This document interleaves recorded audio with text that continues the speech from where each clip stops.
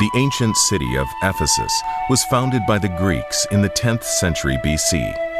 But it was years later, under Roman rule, that this port city became a major center of trade in the ancient world, a strategic city for the expansion of the Roman Empire. The city also played an important role in the spread of Christianity. The Apostle Paul traveled to Ephesus on his missionary journeys and lived here, establishing the Church of Ephesus between 53 and 57 AD. From Ephesus, it is believed that Paul wrote to the church in Corinth. Several years later, while imprisoned in Rome, Paul wrote a letter to encourage the followers of Jesus living in Ephesus, a letter that can still be read today in the Bible, the book of Ephesians. It was also here in Ephesus that another first-century document was written, the Gospel of John. The Apostle John, the longest living disciple of Jesus, spent the latter part of his life in Ephesus, leading the church that was established by the work of the Apostle Paul. Ephesus, an unexpected yet strategic place for such influential biblical figures as Paul and John.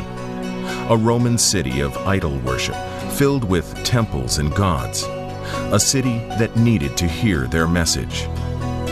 For God so loved the world that he gave his only begotten Son, that whosoever believes in him should not perish, but have everlasting life. John chapter 3.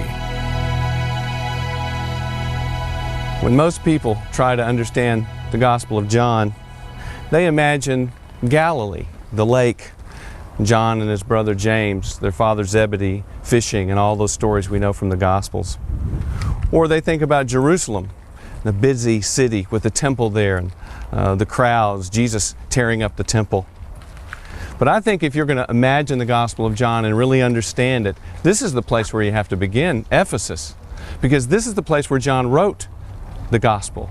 This is the place where John lived most of his life and ministered to a circuit of churches that were located along a postal route here in Asia.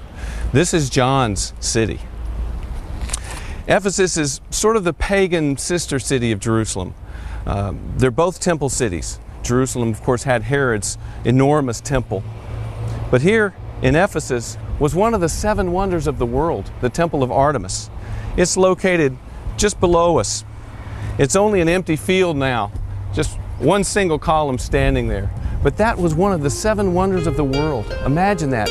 Paul knew this temple. John knew this temple. He had been in the precincts of that temple, preaching the word, talking to people about who Jesus was and what he meant.